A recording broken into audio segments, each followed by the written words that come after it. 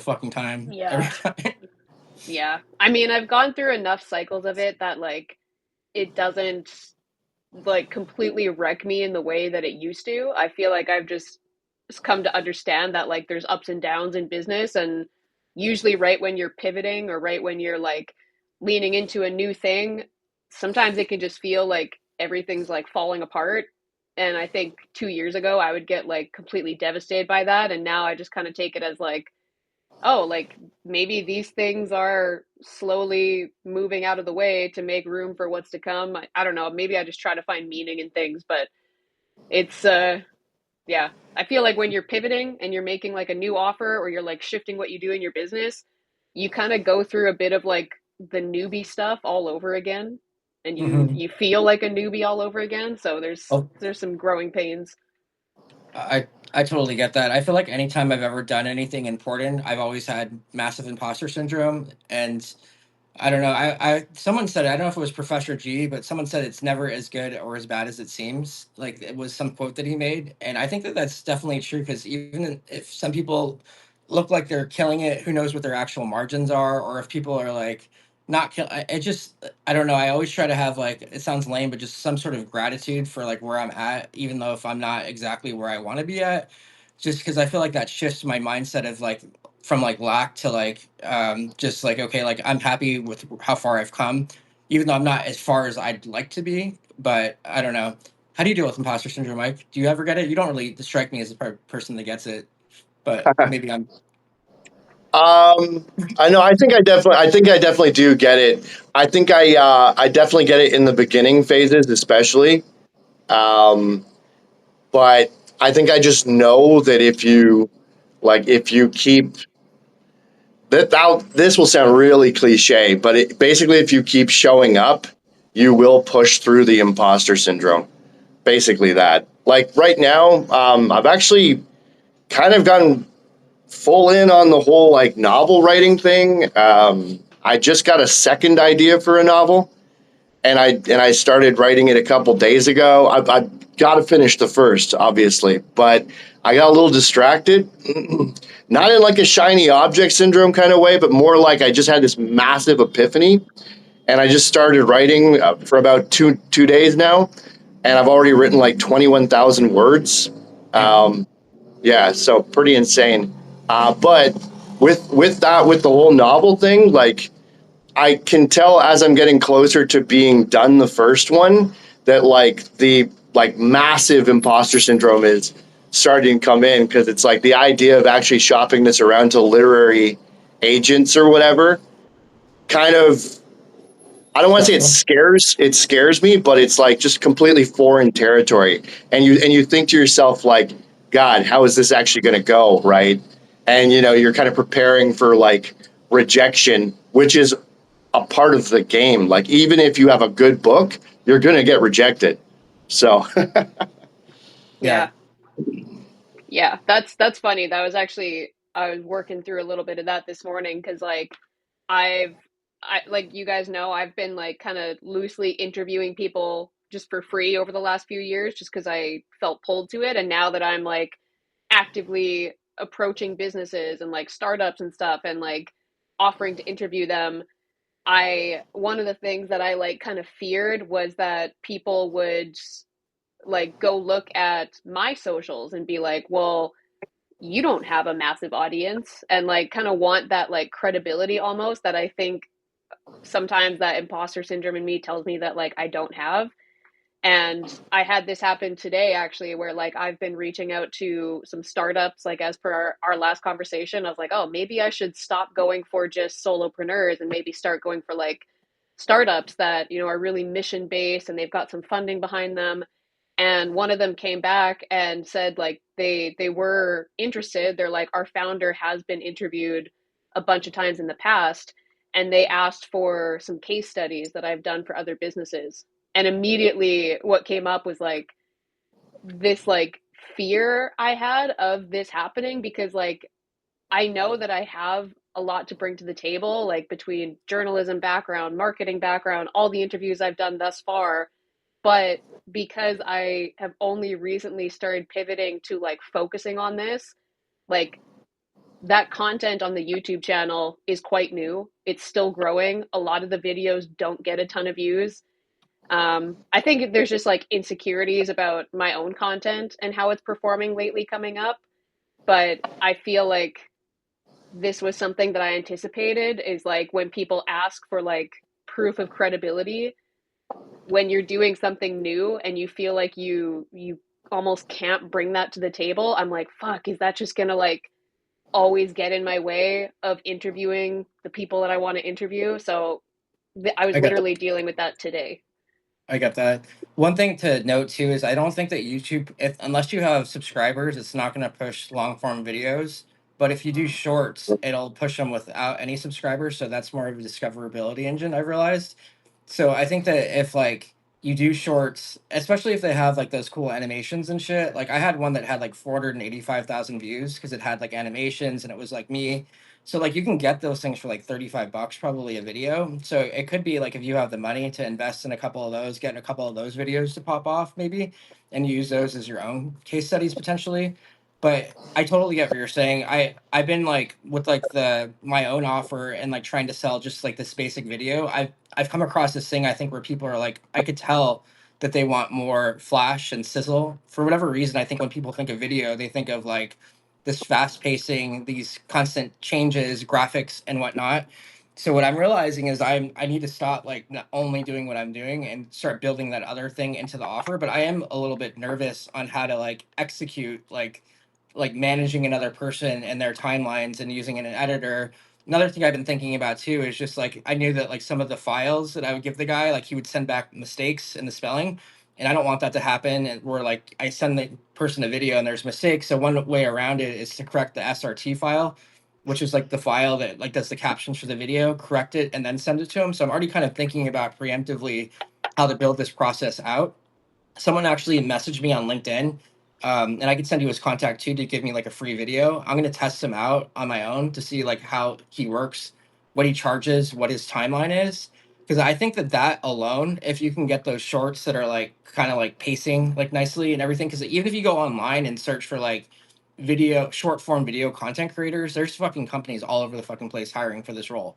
So like it's crazy because like I know that there's demand for it. So for with me personally, I'm getting meetings, but there's something broken in my conversion process. And I have a feeling that's what it is. So I'm starting to solve it. Now, I was just a little bit like, I don't know, like just trying to like just see if like that was what it was. Cause to me, if like you're getting meetings and they're not converting properly, there's definitely a conversion problem somewhere in that funnel. So like I'm just figuring that shit out now. Hmm. When you say like conversion process from like you're getting meetings, but then like maybe only a small percentage of them are like closing and becoming a client sort of thing. Yeah, exactly. Sometimes like I quoted like $1,500 for like 6 videos, and these were not the ones that were like animations and all this stuff. And the guy just one of these CEOs just kind of just like ghosted me or whatever. So like I just end up in situations like that. Or I had another founder that was like, oh yeah, I'm down for this, but he was like, oh, I need to like raise money or whatever. And then the money I hit him up the other day and he's like, I'm living off credit cards right now. So it's like, okay, like for me, that's like a quickly, like I'm supportive of his situation and I'll move on quickly to like other people. So I'm just trying to get new people in the pipeline by doing like outbound DMs. If you were to do 10 meetings, let's say, how many of those do you think that you might close? It's hard, probably like at the moment, probably like 10% maybe. It's really low. It's not Okay. high. Yeah. Okay. Yeah. I'm sure Kelsey knows about this as well. It's like the good sort of industry standard is maybe like 33% or whatever, right? Right. Yeah. So it's low. So something's broken, clearly. Yeah, Yeah, probably. Yeah. Yeah. it depends on the offer. Yeah, like in I know in like the high ticket coaching or service space, it's closer to like 20% is the average. Anything more than that is considered good. But I think like you with where you're at, Jer, and how like recent this offer is for you, I wouldn't even tell yourself like, oh, it's so bad, but like you always want Yeah. to look at what you're doing and like optimize and see like, okay, where exactly in this process are people falling off? Because then you see like where the disconnect is. Um, but yeah, I mean, what you were saying before about like having that person come back and say like he expected more, like he expected more edits.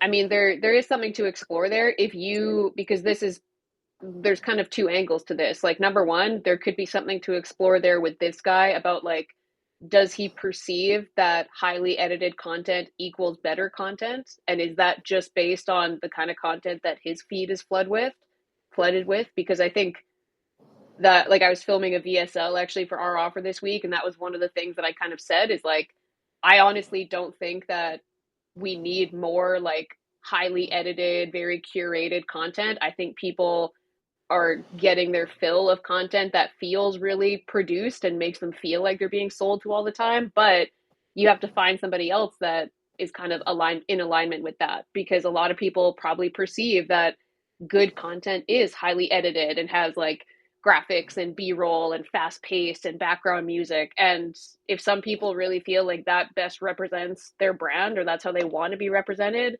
then cool. Like if that's somebody you want to work with, it could make sense to explore that.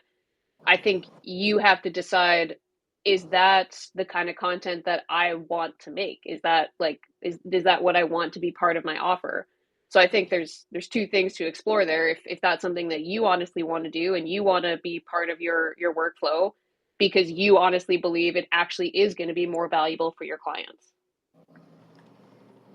Yeah, how do you like? I know Mike, you've worked quite a bit too with like designers and things. Like it work. I haven't worked with a whole lot of people. I try to do everything myself, and I am slightly worried about relying on other people in my workflow to get things done on time and project managing them.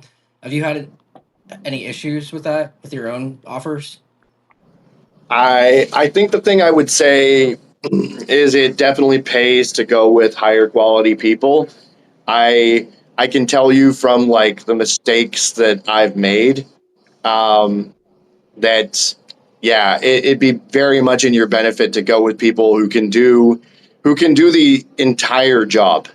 Like, let's say for example, imagine you were going to pay a writer like for a certain amount of posts or something, and you were going to pay them say 400 US dollars for like a certain amount of posts, right? But you could pay another one like 650 US dollars or something to get posts that are going to be good enough that you don't have to like you barely have to do anything, just look them over and that kind of thing. It's much more in your benefit to go with the person who's going to produce better quality work, need like less instructions overall, um, can kind of like think more on their own as well. Yeah, it's just much better to go with like higher quality contractors, I guess would be my experience, because you're going to spend the time on the back end of things. You're going to you're going to spend the time trying to improve whatever they submit back, and it's going to cost you that probably that marginal difference that you would have paid to just go with somebody who's higher quality. So when That you makes said sense. something about like you can change the SRTs or something like that, was SRTs the right word Yeah, SRT. for the text? Yeah, so mhm. It started to sound like to me like that might be the kind of thing where like how much time is that going to cost you, and if by going with somebody who's better could you avoid that step? That question came to mind for me. That's a good question. I feel like a lot of these motion graphic artists that are going to be within a reasonable rate that you could actually make the thing work for an offer are probably going to be overseas. So, like, a lot of the times, I think that an American or Canadian motion graphic artist would probably charge like a lot of money to get that job done because it's a pretty highly skilled job. So I think that one way when I was thinking about solving it was like it would only take, I don't know, like you use a site like rev.com, it gets the transcript for you, and then you just like briefly look it over for a couple minutes, make the changes, and then you send the file with the updated text so that there's no spelling errors. But yeah, I guess it really depends. If you found someone good, maybe that's more junior, like in the States or something, then obviously that would be better. But kind of just depends, I suppose. on like who you're working with. Yeah. Okay, so in that case, it probably like it probably does make sense to first of all edit that text and then get it to somebody who is like in a country where the currency the geo arbitrage makes sense and all that. Yeah, it probably does make sense that way. Just like I guess one last thing on that is like if motion graphics is not coming up as a term with your prospects, I would also be careful that you're not trying to fill that like that sense of a demand when if you haven't explicitly heard from prospects that that's what they want. I I did have one guy that said like, "Hey, I could just do this myself in Riverside or CapCut or whatever, and record myself and do the captions."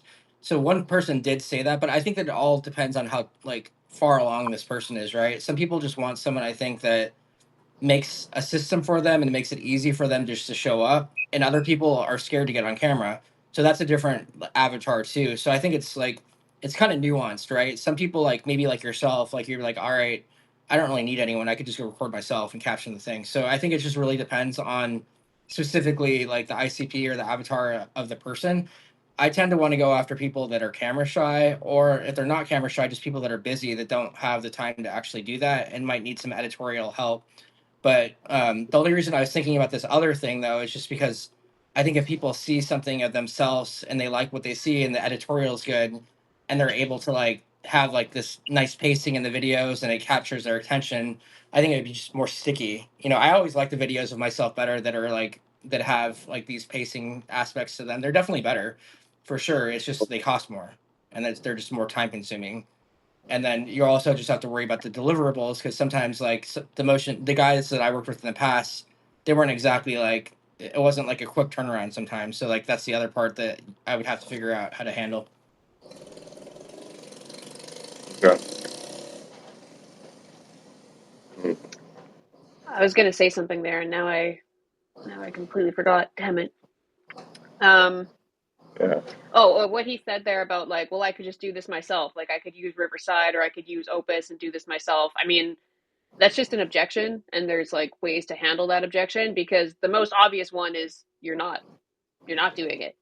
Yeah, So Or like so hard. there's why okay then like no you totally could just out of curiosity why haven't you yeah, like yeah, that would be a very you get a very interesting answer from the guy and you probably call him on his bullshit. He'd be like, well, yeah, truth be told, I don't know exactly what I would talk about. And then you're like, yeah, like that's kind of the thing with our service, and a lot of our clients actually like really like that about it is that we bring the ideas to the table, and we kind of come with the approach of like a copywriter. We're like, we're like your creative director or project manager in the back. We're already bringing the ideas to the table for you, so you don't have to spend all the time doing that, right?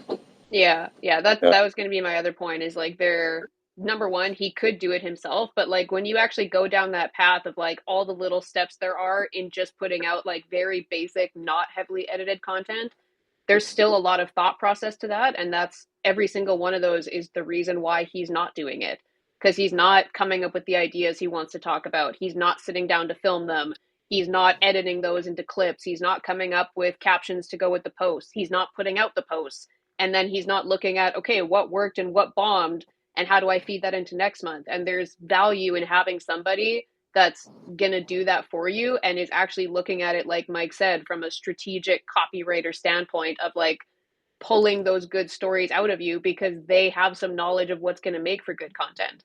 So if it were me, I would say all of that to him and be like, if you honestly believe that you would rather do that yourself, you absolutely should. Here's the different steps to it. But what I see is that you're not, because there are a lot of steps to it in thought process. And that's what I take off of my client so that you don't have to put the mental bandwidth into this and you can instead use that energy to focus on tasks that actually generate revenue in your business. And I can focus on how we can use content to feed into that. You guys make some good points, and I think that like part of my flaws is I need to do better discovery calls because I do a free video a lot of the times. I like will just jump into like getting the free video done instead of exploring their actual situation and what they're struggling with and using their words back against them. And one thing that you guys both brought up that I enjoy is that pushing back on clients. I'm not super good at that. It's something that I need to get better at, of just like being okay with a little bit of like friction. And it seems like you guys are both pretty good at that. Any tips on how to like get better at that? I'm not like super good with confrontation.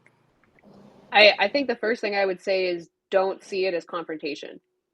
And that was Fair. I was no, I was going to say that, like, even just what you were just describing there, because like I was telling you guys, like I literally had this come up this morning where somebody emailed back. So like they didn't just ignore me. They emailed back and they were like, "Hey, thanks so much for being interested in what we do. You know, we our founder has done interviews in the past.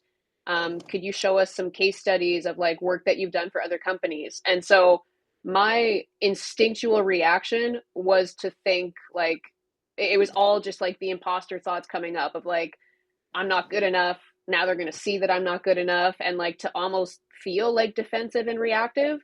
But I had to kind of step back and look at that for myself and be like, well, this isn't a confrontation though. This is them asking more questions because there is some interest there.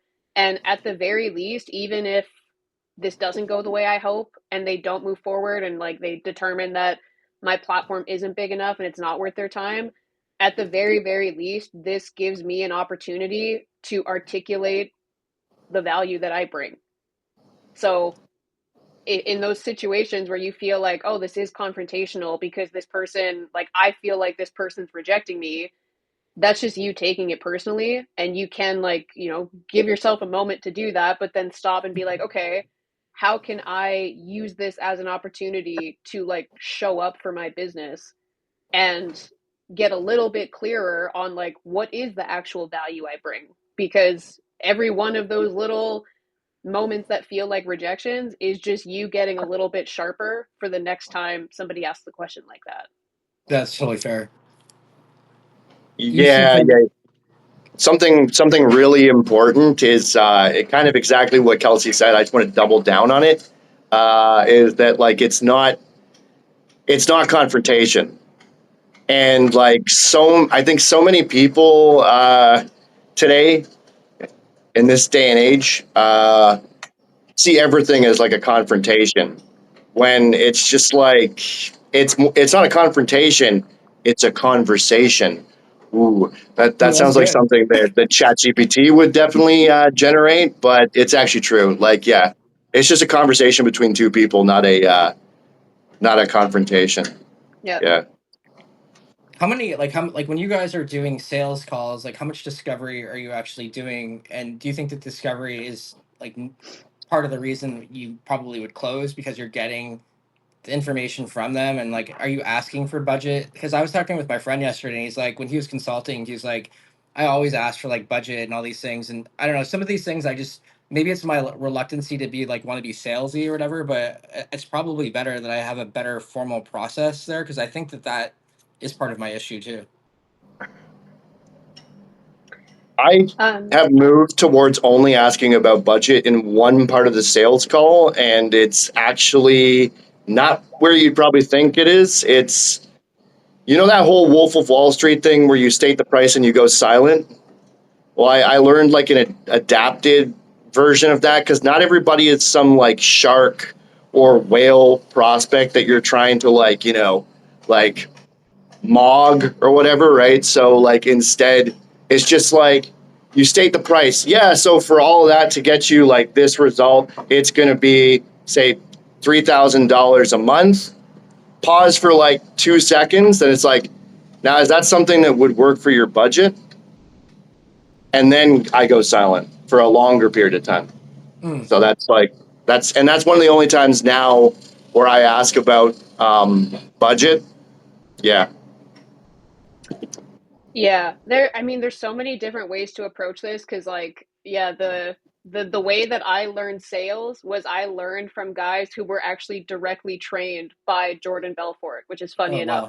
They had a whole video where they paid like $75,000 to bring Jordan Belfort in to train their team. So I literally learned what like Jordan Belfort's like his method is called like the straight line or something, and it was that very old school, very like masculine style of sales. Exactly that. Like you always save the price for the end and then you tell them it and then you go completely silent and like just very well-known sales tactics. And this was something that I actually talked with Talon and Aldis on our interview, was like this idea of like hiding the price from people. I honestly don't like it. Like if somebody's DMing with me and they, before we even get on a call, they ask like what's the price? I mean, two things. Like I'm not going to hide it from them and be like, "Well, let's get on a call." Like that just seems like I'm trying to conceal information. So like if they're asking about it, I'll just be like, "Yeah, it starts at this."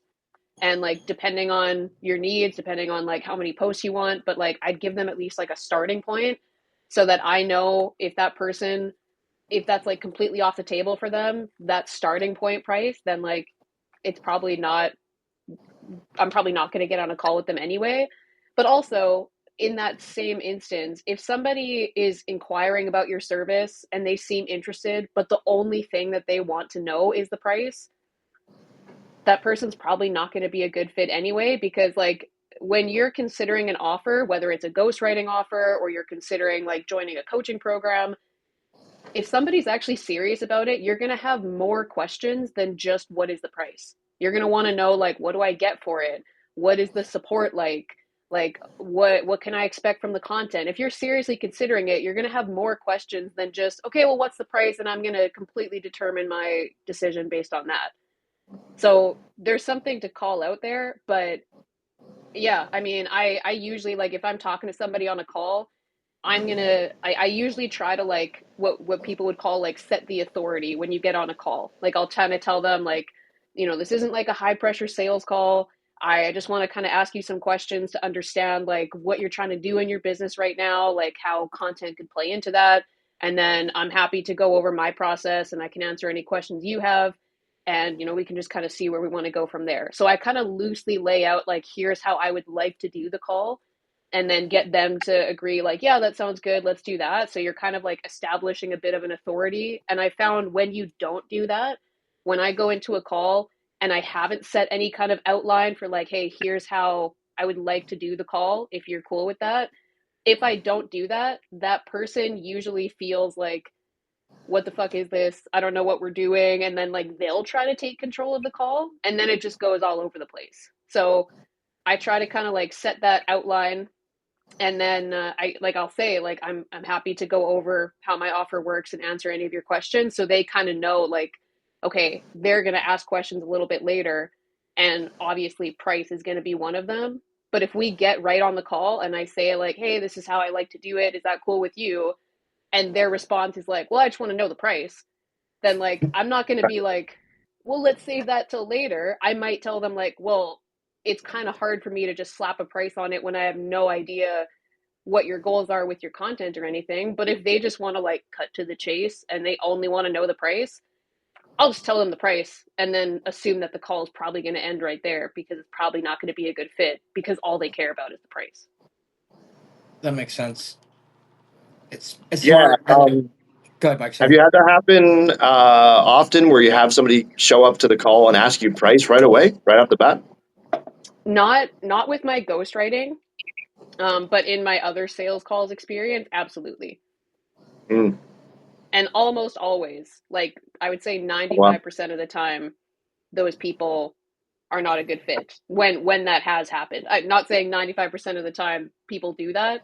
I'm saying of the people that do that, probably 95% of the time it's not a good fit. Because in that case, I was doing the sales calls for a coaching program, right? And like I said, if somebody's considering joining a program like Growth Goes, for example, which the calls were not for Growth Goes, but if you're somebody who's considering joining a program like that, you are probably going to have more questions if you're like seriously considering how am I going to use this program to like further myself in business.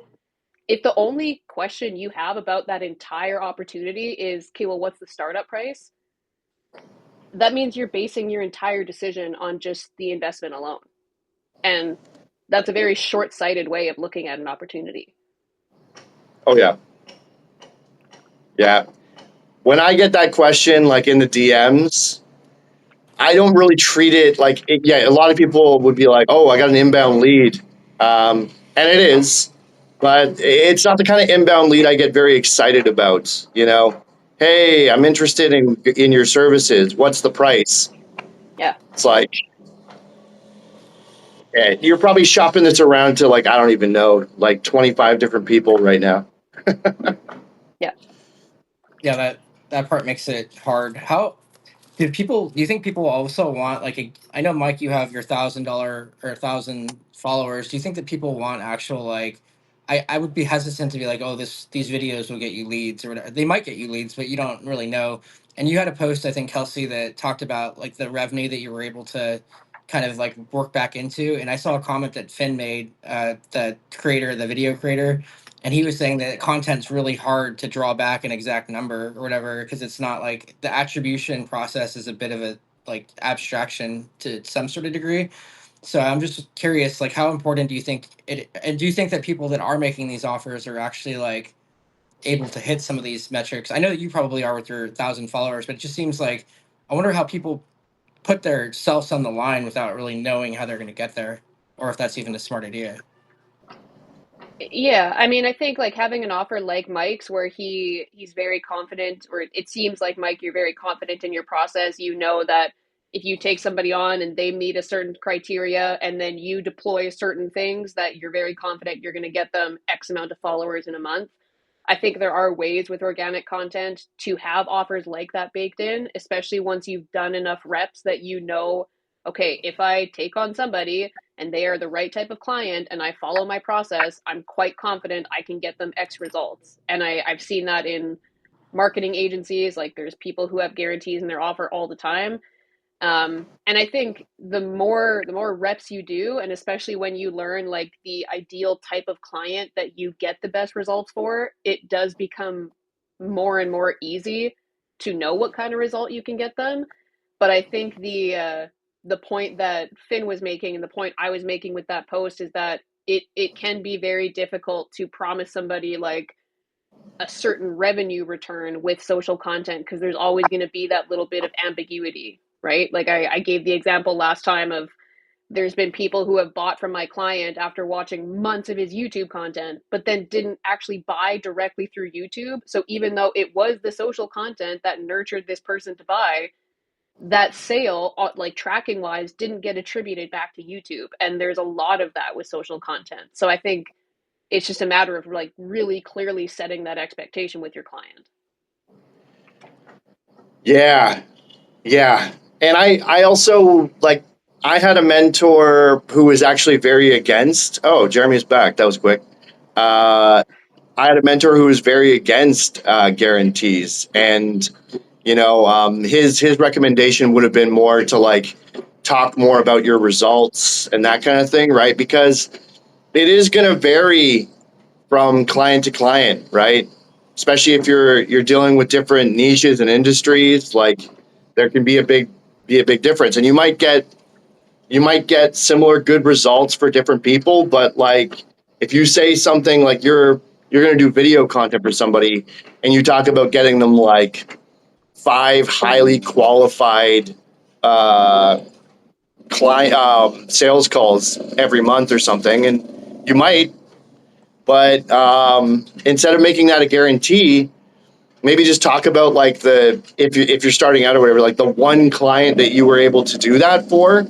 Maybe just talk about that more as like a case study because results can vary, right? And you don't want people who are so short sighted that they need a guarantee like today, right? Because sometimes that's just not how it Yeah. works.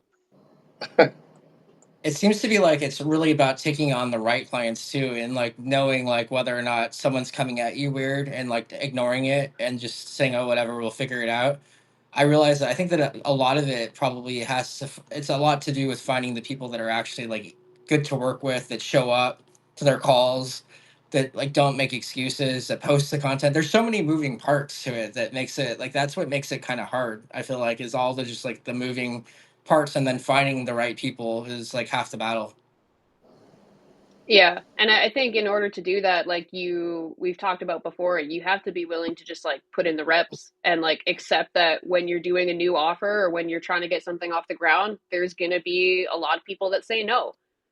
And like for whatever reason, like I said, I kind of had this realization this morning where I was like, yeah, I'm going to reach out to a lot of businesses, and some of them I get really excited about the thought of interviewing them. But if they look at what I'm doing and they're like, your platform's too new, like you know, they see that I don't get like 50,000 views on my videos, it's very, very realistic and expected that there will be people who say no because they're like, this doesn't seem worth our time or whatever. So I'm probably going to go through a period where I like the people that say yes, I just fucking go with that so I can keep doing the process and getting better at it and know that, Reps. yeah, over time, like there will be more people that say yes, but I got to go through that grind first. I made a post on Substack this morning of like, people don't really talk about how hard it is to go through the phase of like getting 3 views on a video.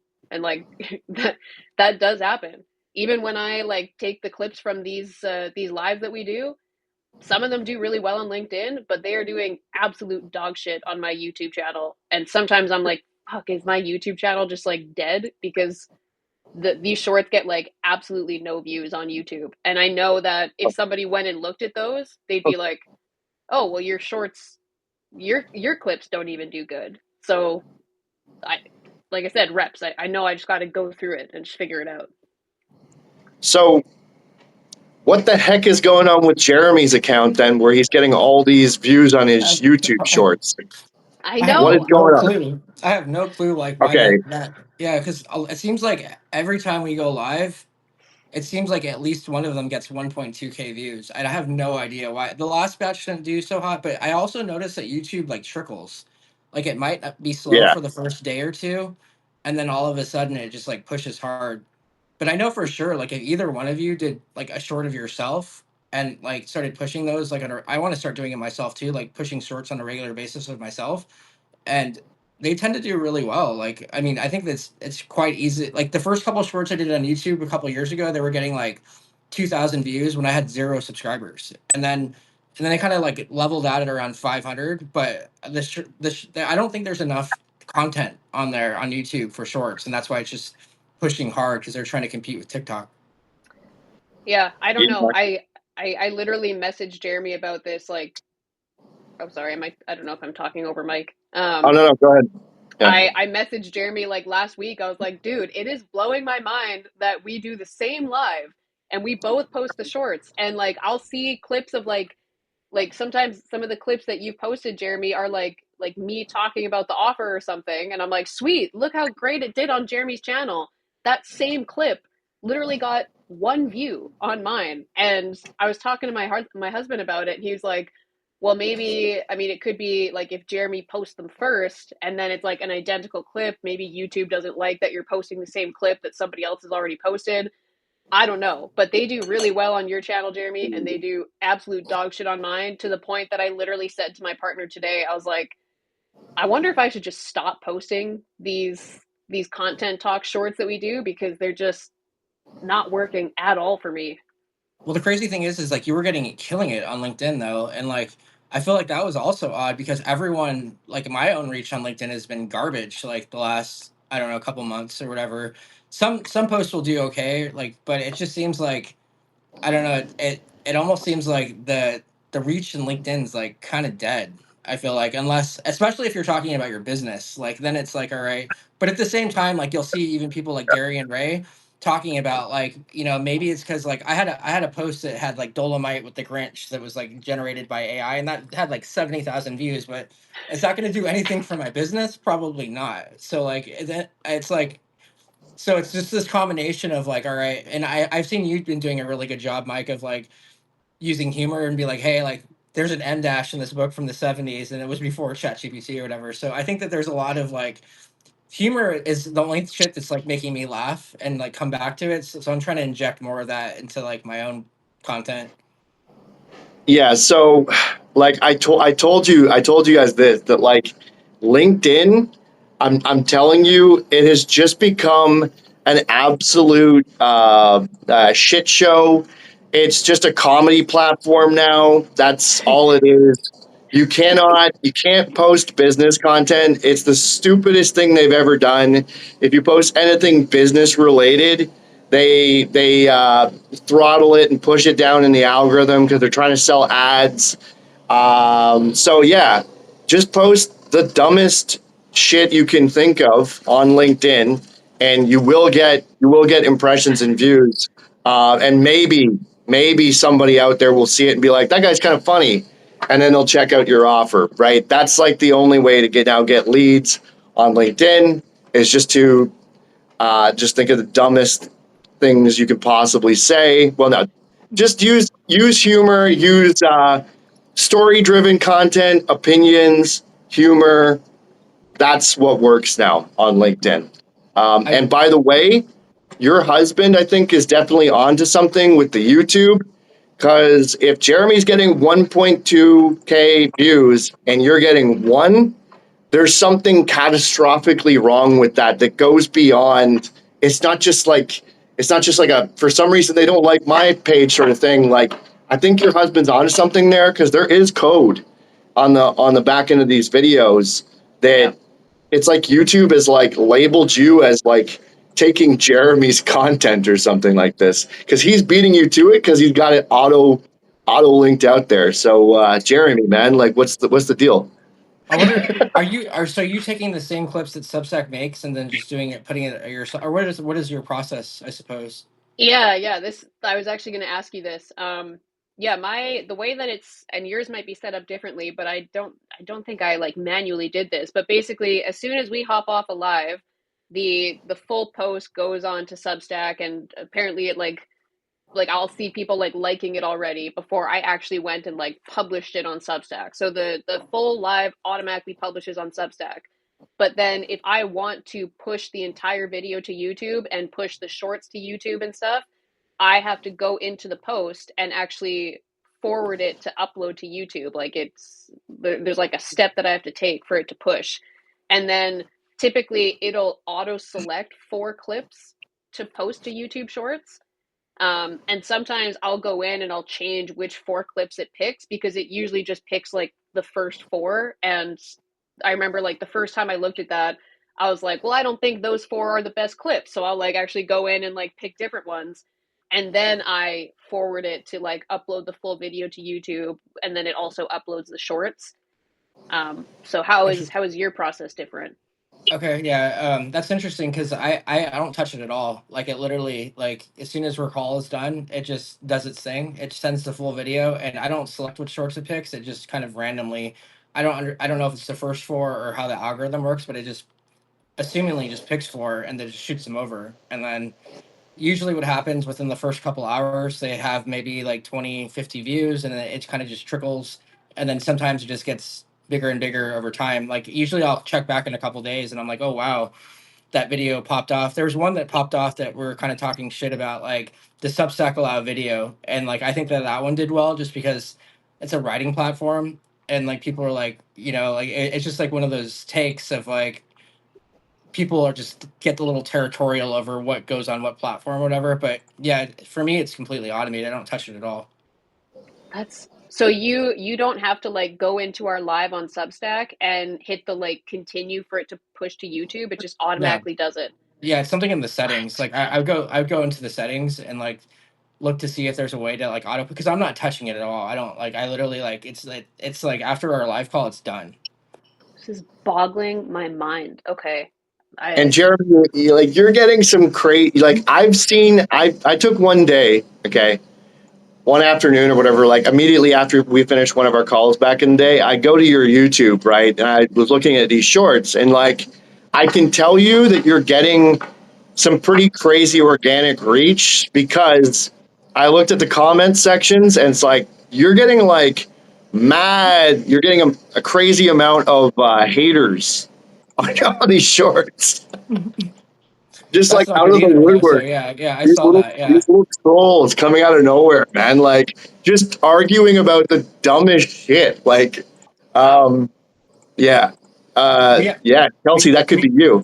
But I also am wondering if maybe you've got something in your YouTube settings where you've got some setting like toggled, where it's only pushing your shorts to like your private, to like your subscribers or something like this. Because if you're only getting like one view, it tells me something that there's something so catastrophically wrong that it's like a setting issue,